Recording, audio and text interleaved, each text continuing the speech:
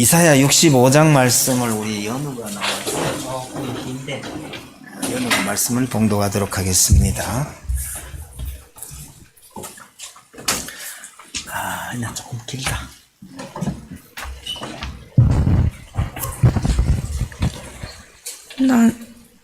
나는 나를 구하지 아니하던 자에게 물음을 받았으며 나를 찾지 아니하던 자에게 찾아냄이 되었으며 내 이름을 부르지 아니하던 나라에 내가 여기 있노라 하였노라. 내가 종일 손을 펴서 자기 생각을 따라 옳지 않은 길을 걸어가는 패역한 백성들을 불렀나니 곧 동산에서 제사하며 벽돌 위에서 분향하여 내 앞에서 항상 내 노를 일으키는 백성이라. 그들이 무덤 사이에 앉으며 은밀한 처소에서 밤을 지내며 돼지고기를 먹으며 가증한 것들의 국을 그릇에 담으면서 사람에게 이르기를 너는 네 자리에 서 있고 내게 가까이 하지 말라. 나는 너보다 거룩함이라 하나니 이런 자들은 내 코의 연기요 종일 타는 불이로다. 보라, 이것이 내 앞에 기록되었으니 내가 잠잠하지 아니하고 반드시 보응하되 그들의 품에 보응하리라.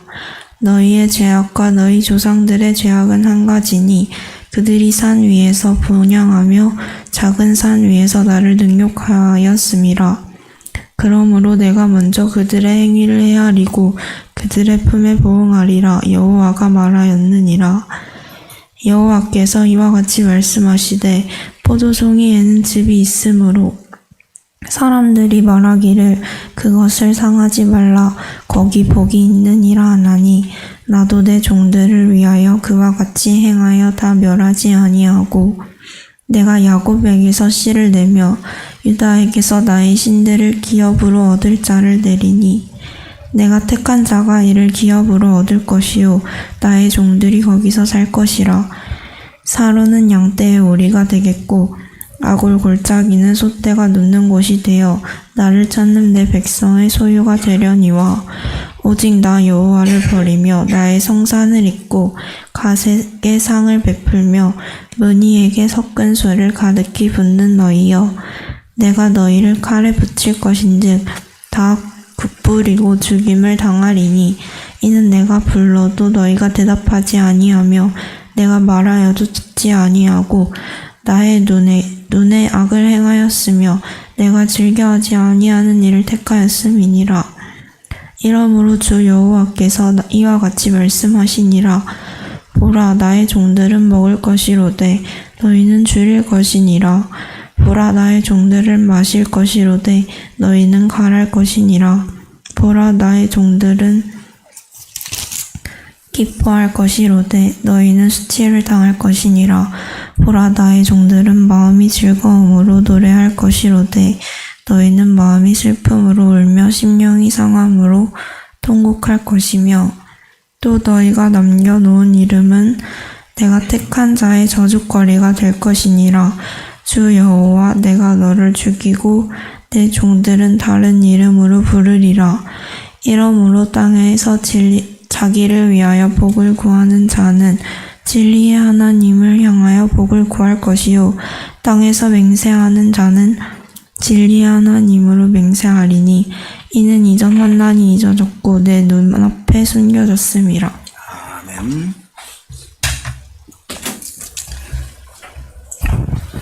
본문이 조금 깁니다. 근데 이사야서 자체가 많이 어렵거든요. 그래서 나중에라도 이사야서 이렇게 읽으면서 또 설명이 되기를 바라는 마음으로 조금 긴 본문이지만 그렇게 다 읽었습니다. 마음대로 안 되는 게 자식이라고 그러죠. 그리고 어릴 때는 아이들이 다 천재 같아 보여요. 중학교 가서 처음으로 중간고사 한번 치르면 정말 난리가 나죠. 지금은 좀 달라졌는지는 잘 모르겠습니다만은 한때 중학교에서는요, 성적으로 점수를 매기지 말라. 그래서 등수가 전혀 발표되지 않았던 적이 있습니다. 아직도 그런지 모르겠어요.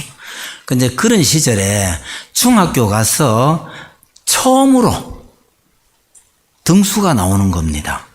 아니, 우리 아이가 참 천재라고 생각하고 있었는데 처음으로 시험을 한번 쳤는데요. 뭐 옛날 저희들 같으면 50명, 60명 될 때요. 성적이 쫙 나오는데 등수가 50등, 60등 나오면요. 부모들이 기절을 하는 거죠. 아니, 상위 몇 퍼센트 정도라면 몰라도요. 거의 대부분이 충격을 받습니다. 그거 아니라도요. 과외는 돈은 돈대로 쓰고 용은 용대로 다 쓰고 그래도 성적은 참 변동되기 참 어렵습니다. 특별히 뭐 달라지는 경우가 있긴 하지만 성적은 늘 제자리 뛰기만 하고 그러죠. 가끔은 어떤 학원에서 이제 요즘은 또 학원에서요 성적 발표를 참 이렇게 하더라고요. 누구누구는 전체 몇 등에서 몇 등으로 뛰었고 뭐 몇 등에서 몇 등 향상되었고 하는 성적 발표를 쭉 하는데 그것도 이렇게 들여다보면 참 허풍이 세요. 옛날에 그 공부 잘하는 기계 공부 잘하게 해주는 MC 스퀘어 하는 거 그거 선전하는 문구도 제가 이렇게 보면서요. 얘들아 이런 거 조심해서 봐야 된다. 해석 잘해야 된다. 등수 많이 올라갔지. 근데 총원을 봐라. 1학년 올라갈 때 이과, 자연과, 문과 이렇게 갈라지면서 총수가 절반으로 줄었는데 등수 이만큼 올라갔다는데 이건 올라간 거 아니야. 뭐 이런 거요. 중간고사는 과목이 좀 적고요. 또 과목이 많았을 경우에 성적 변동이 생기는 거 이런 것들이 있기 때문에 그렇게 믿으면 안 된다 조심해야 된다 이러는데 실제로 특별한 경우를 제외하고는요 열심히 한다고 해서 성적이 막 올라가고 이게 참 쉽지 않습니다. 여튼 부모가 온갖 애를 다 쓰는데도 불구하고 결과가 영 시원찮아서 끙끙 앓아대면 옆에서 우스개 삼아서 하는 말이 이런 겁니다. 낳을 때 잘나야 되지 어설프게 낳아놓고 지금 용 쓴다고 그게 되냐? 애석하게도 우리는 그렇게 잘난 아이들만 골라서 낳을 만한 능력이 없어요. 그러니까 그냥 놀리는 말일 뿐이죠. 잘하면 말 안 하는데도 알아서 착착착 잘하면 세상에 뭐 그런 복이 잘 없습니다. 근데 공부도 안 하고 말도 안 하고 아니 말도 안 들으면 어떻게 해요? 부모가 자식 이기기가 정말 어렵습니다. 지은 죄가 있기 때문에 그렇잖아요. 그죠? 우리 은혜하는 말로 낳은 죄입니다. 그리고 일단 낳았으면 책임을 져야 하죠. 그러니까 아무리 밉다 해도 밀어줄 건 밀어주고 해줄 건 해줘야 하죠. 그런 걸 보면 자식에 대한 부모의 사랑이 참 깊고 크다는 걸 알 수가 있죠. 자식들에게 밀어주는 것은 유독 한국 사람이 심하다고 하던데 서양 사람은 안 그렇나 이런 생각이 들기도 해요. 그런데 제도적으로 서양은 확실히 우리하고는 많이 차이가 납니다. 뭐 걔네들은 웬만한 경우는요 대학생쯤만 되면 집에서 나와가지고 독립하는 경우가 많고 재정적으로도 부모가 대해주지 않는 경우가 굉장히 많습니다. 일반적으로 좀 그래요. 근데 있잖아요. 그런 서양 사회에서도 아이들에게 고액과외 시켜가면서 밀어주는 부모가 여전히 있기는 있다고 하더라고요.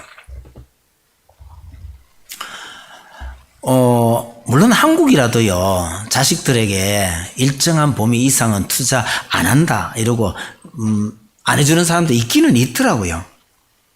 그러나, 사람들뿐만 아니라 짐승들의 예를 봐도 자녀에게 무한한 애정을 쏟아붓고 지원하고 하는 거, 이거는요, 제가 보기엔 거의 본능에 가까운 것 같아요.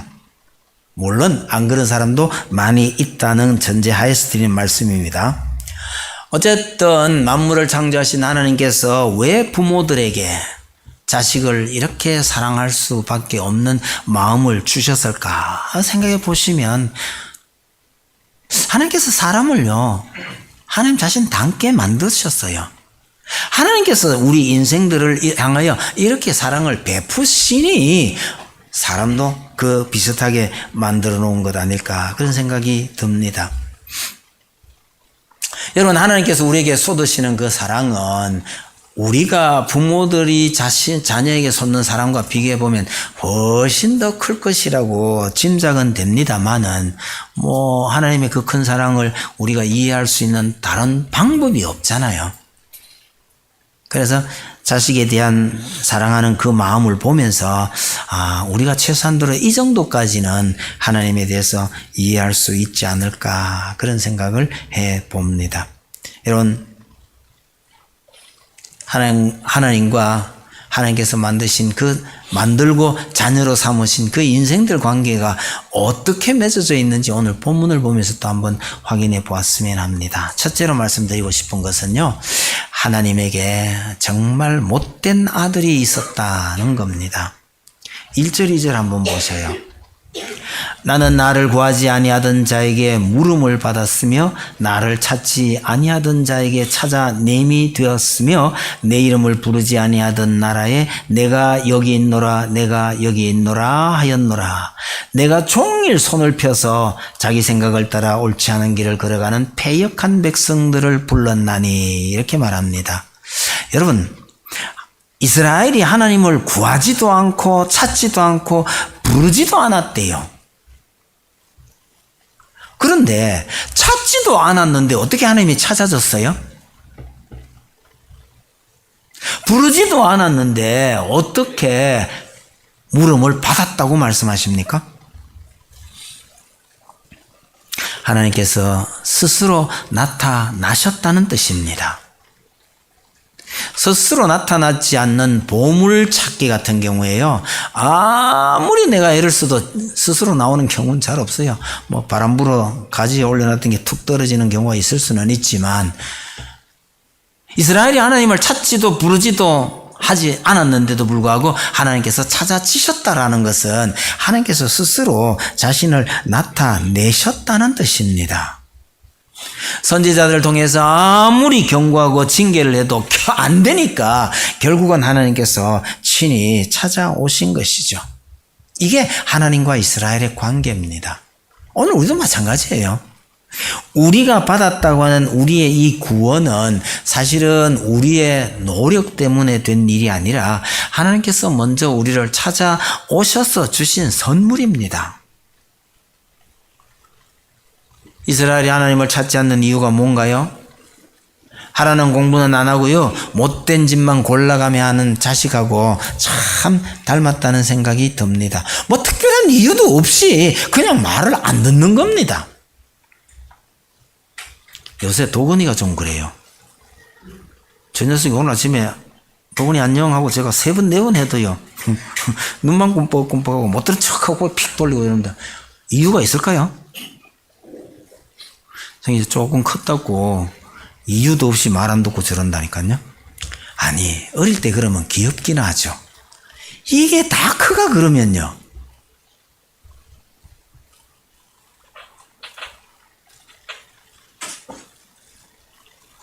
이스라엘이 하나님을 실망시키고 하나님에게 반항한 거 구체적인 내용이 3절에서 7절까지 쭉 이어집니다. 3절 보시죠. 동산에서 제사하며 벽돌 위에서 분향하여 내 앞에서 항상 내 노를 일으키는 백성이라. 동산에서 제사하는 게 뭐 잘못됐나요?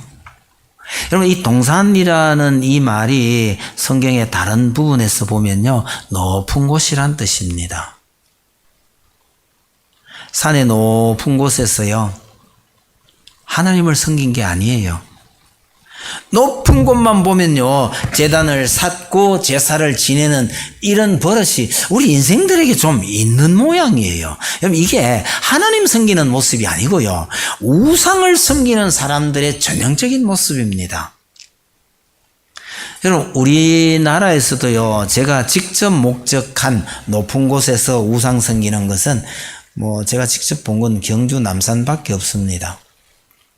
경주 남산요, 참 아름답고 좋은 산인데 온통 엉망 촛불에 거실러 나서 참 꼴보기 싫은 게 얼마나 많은지 몰라요.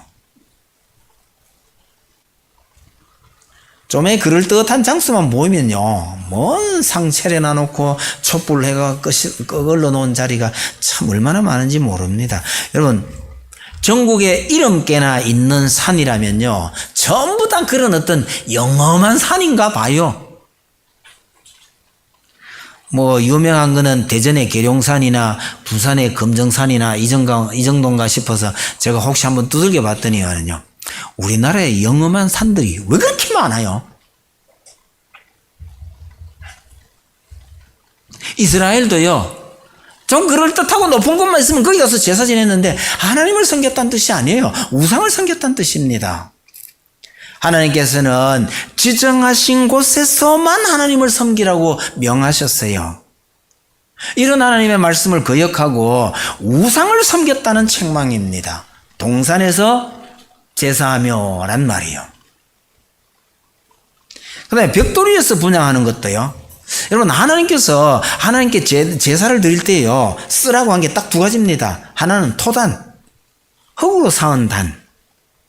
그 다음에요, 따듬지 않은 자연석으로 단을 쌓으라고 말씀하셨어요.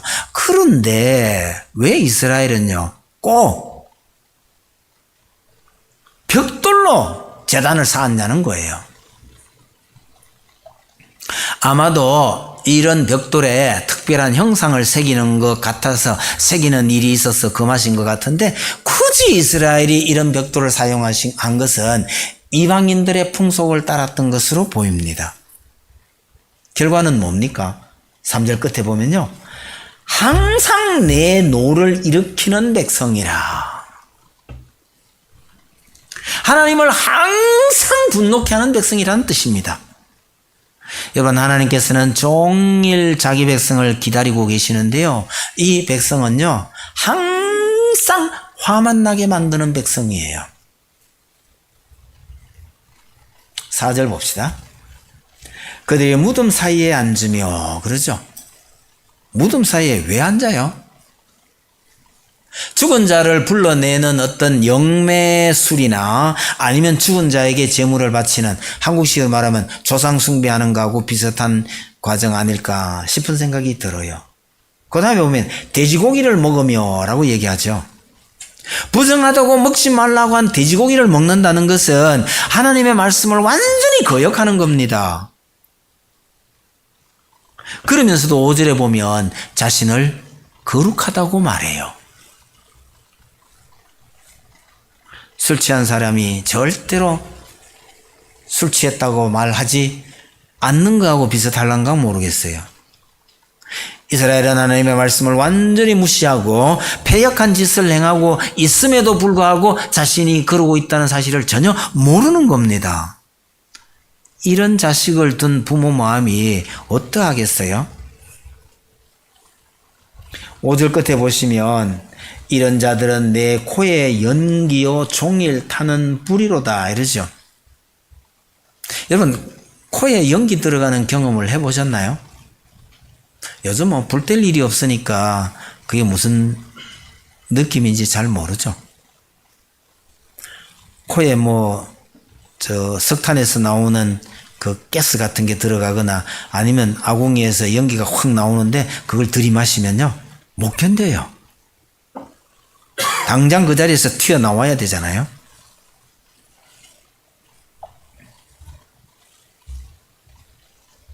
도저히 그대로 둘 수 없을 정도로 이스라엘이 패역하다는 뜻입니다.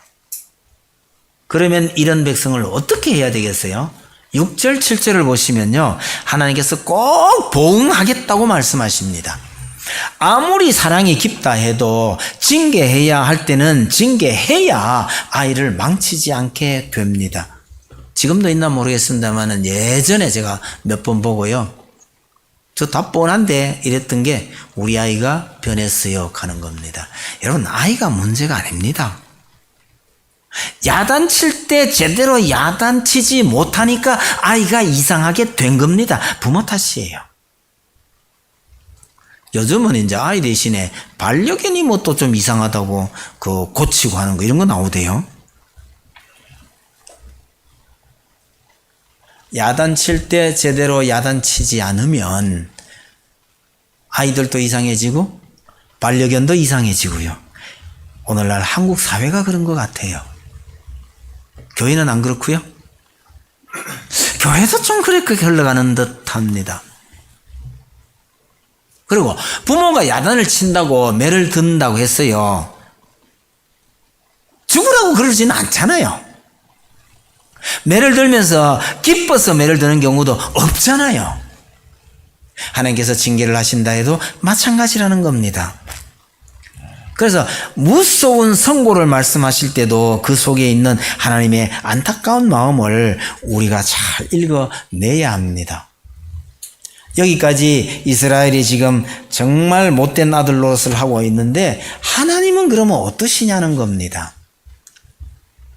이어지는 말씀을 살펴보면 이렇게 말 안 듣고 반항만 하는 이스라엘을 하나님께서는 버리시지 않겠다고 선언을 합니다. 2절에 보시면 내가 종일 손을 펴서 이렇게 말씀하고 계시죠. 손을 펴서 그 동사가 그 뒤 끝에 있는 불렀나니라고 되어 있는데 이 불렀나니 하는 표현이 제가 가진 성경으로는 글씨가 좀 작아요. 글씨가 작다는 것은 원문에 이런 동사가 없다는 뜻이거든요. 하나님께서는 손을 벌렸어. 기다릴 수도 있고 이리 오라고 부를 수도 있고 그런 하나님이신데 그 2절을 해설해 주는 말이 8절에서 10절입니다. 8절 보실까요? 여호와께서 이와 같이 말씀하시되 포도송이에는 즙이 있으므로 사람들이 말하기를 그것을 상하지 말라 거기 복이 있느니라 하나니 나도 내 종들을 위하여 그와 같이 행하여 다 멸하지 아니하고 라고 말합니다. 농부가 추수할 때 잘 익은 포도송이를 다 거두고 난 다음에 이제 버리려고 하다가 보니까 그래도 그 즙이 될 만한 게 조금씩 군데 하나씩 보이면 그것도 안 버리고 다시 가려내는 것처럼 하나님께서도 이스라엘을 멸하시겠다고 하면서도요, 그 중에서 일부를 선택해서 자신의 뜻을 이어가겠다고 말씀하시는 겁니다. 9절입니다. 내가 야곱에게서 씨를 내며 유다에게서 나의 산들을 기업으로 얻을 자를 내리니 내가 택한 자가 이를 기업으로 얻을 것이요 나의 종들이 거기 살 것이라 합니다. 징계하는 와중에서도요, 씨를 내고 택한 자가 기업을 얻을 것이라고 말합니다. 여기에 야곱은요, 이미 망해버린 북이스라엘 백성들을 가리키는 말입니다. 추수를 끝내고 버리는 포도송이인 셈이죠. 남유다도 사실은 별반 다르지 않습니다.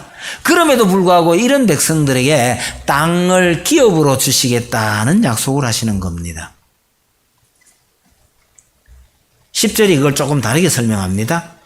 사로는 양떼의 우리가 되겠고 아골 골짜기는 솥대가 눕는 곳이 되어 나를 찾은 내 백성의 소유가 되려니와 이러죠. 그래서 사론 갈 때 예전에는 샤론이라고 그랬는데 이 사론 평야는 굉장히 기름진 좋은 평야입니다. 그런데 이사야 33장을 보시면 본래는 그렇게 기름진 땅이었지만 하나님께서 징계를 하심으로 이걸 전부 사막으로 변화시켜버리겠다 그런 약속을 앞에서 하셨습니다. 그런 사론이 양떼의 우리가 되게 하겠다라고 말씀하시는 거죠. 그 다음에요, 아골 골짜기가 솥대에 눕는 곳, 목장이 되겠다 그런 얘기죠. 아골 골짜기라고 하면 일반적으로 죽음의 골짜기가 연상이 됩니다. 왜?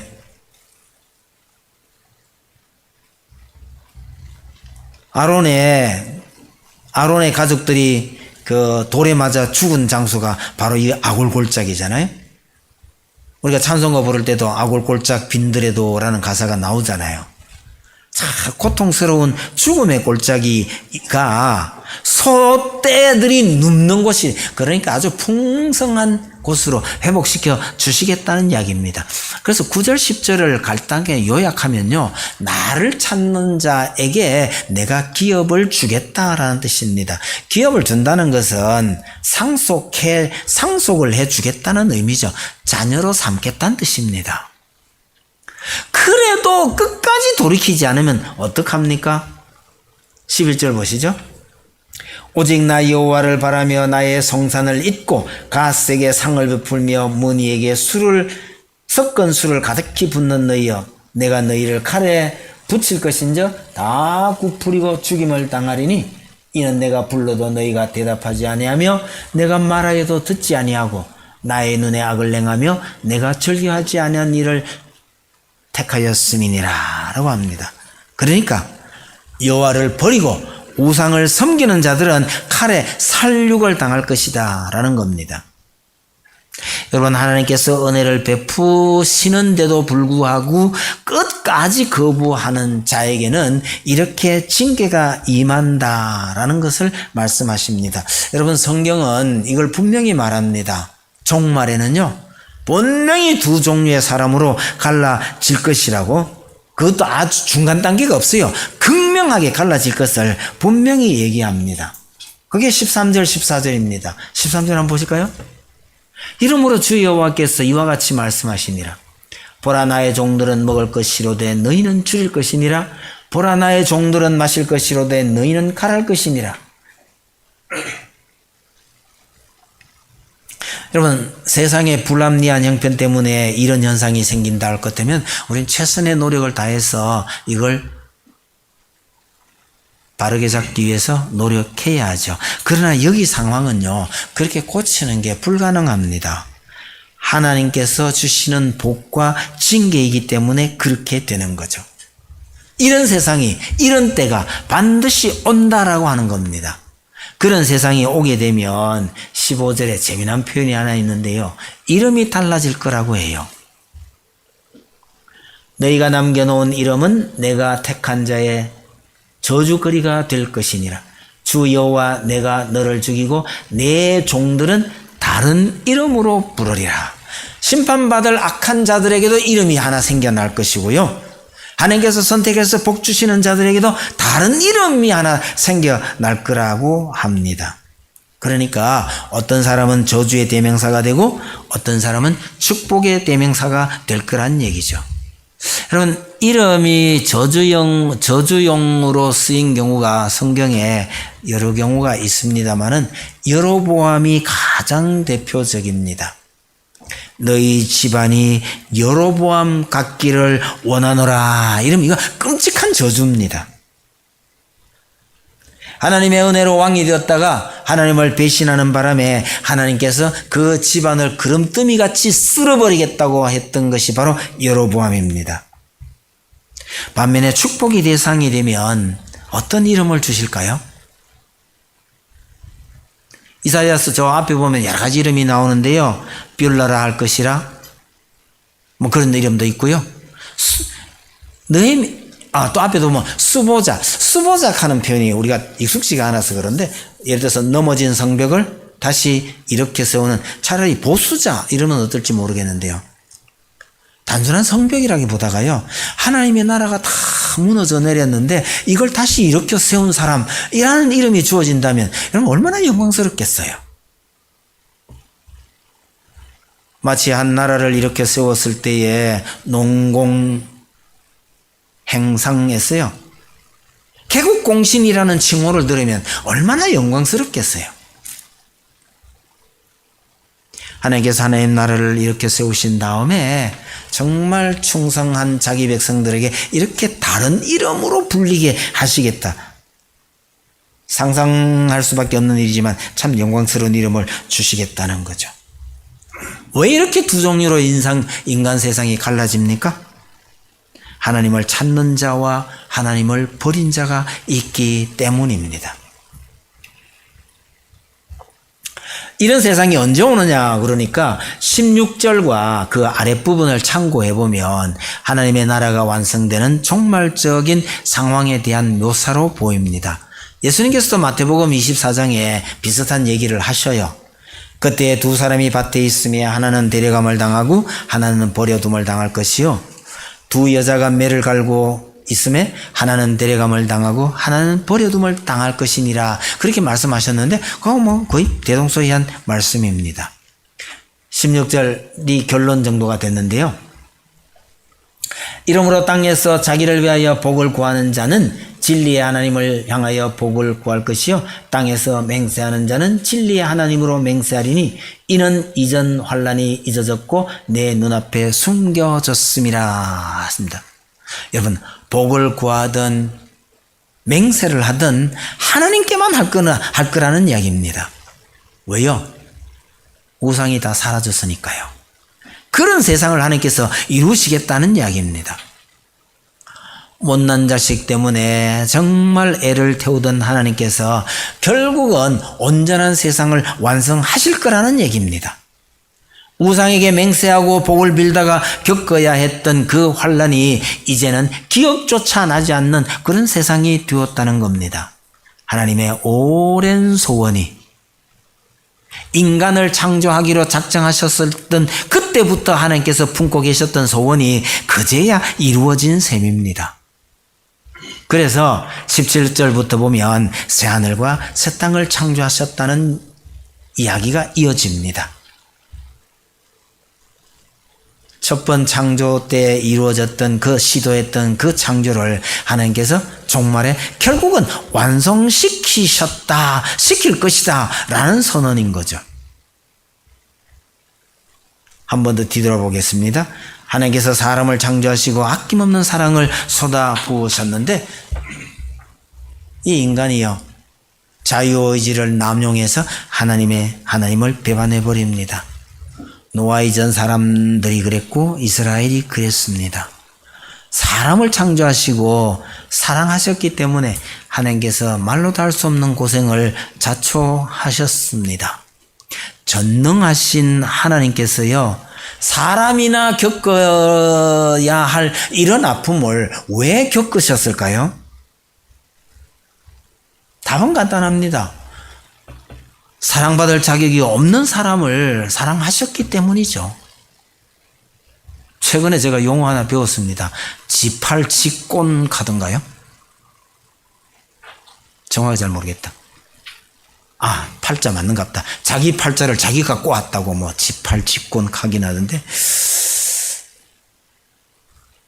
그런 사람들의 이야기가 사람이 어떻게 저렇게 어리석을 수가 있나 싶어서 제가 기회가 되면 한 번씩 자꾸 보기도 합니다. 이럴 때요, 사람들은요, 나을 때 잘 나아야지 이런 소리를 하기는 합니다. 그걸 하나님께 적용을 한다면요, 만들 때 잘 만들어야지요. 이런 의미가 될 수도 있죠. 여러분, 그러면 하나님께서 처음 아담을 창조하셨을 때에 이게 실수였을까요? 여러분, 하나님의 사전에 실수란 없는 겁니다. 하나님께서 우리 인생들을 창조하실 때부터요, 이 인생들을 이렇게 자유로운 존재로 만들어 놓으면 이런 일이 생길 것이다라는 이 과정을 다 내다보시면서 이렇게 어려운 방법을 통해서 우리 인생을 자녀로 완성시키기를 원하셨던 겁니다. 그냥 짐승처럼요, 함부로 하나님을 절대로 함부로 떠날 수 없는 그런 짐승처럼 만들고 싶지 않으셨습니다. 하나님께서 처음 뜻하셨던 그 뜻을 온전하게 이룰 능력이 있으셔서 이런 모든 어려움을 참고 인내하셨다가 결국은 완성하실 것이다. 이게 하나님이 우리를 향한 사랑입니다. 여러분, 편한 것이 제일 좋은 거 아니라는 거 잘 아시죠? 편한 것 추구하고 편한 것 좋아하는 사람 치고요, 제대로 된 사람이 드뭅니다. 힘들고 어렵더라도 정말 땀 흘려가면서 뭔가를 하나 이루었을 때에 그게 훨씬 더 의미가 있잖아요. 하나님은 이런 과정을 거쳐서 우리 인생을 자녀로 온전케 하시기를 원하셨던 겁니다. 하나님의 이 사랑이 오늘 우리에게까지 전해진 겁니다. 그럼 우리는 하나님께 뭐라고 말씀드려야 할까요? 혹시 그리스도인 중에도요, 하나님 왜 나를 이렇게 낳으셨나요? 하는 분이 있을 수는 있는 것 같아요. 여러분, 설령 그렇다 하더라도, 그런 느낌이 든다 하더라도, 자식이 부모에게 왜 나를 이렇게 낳으셨나요? 그거 할 수 없는 겁니다. 그것은 자기 잘못을 두고 낳은 부모를 탓하는 불효자식입니다. 혹시 그런 생각이 들 때라도 하나님 죄송합니다. 어쨌든 더 잘하도록 노력하겠습니다. 도와주십시오. 라고 요청하는 것이 잘하는 겁니다. 구하지도 않고 찾지도 않고 이름을 부르지도 않았을 때에 먼저 우리를 찾아오신 그분께 우리가 할 수 있는 것은 감사 외에는 없습니다. 내가 아무리 못난 자식일지라도요, 우리를 이렇게 끔찍하게 사랑하셨던 그 하나님을, 아니 지금도 그렇게 사랑하시고 우리를 인도하시고 기다리고 계시는 하나님을 절대로 잊지 않는 여러분들의 삶이 다 되기를 바랍니다.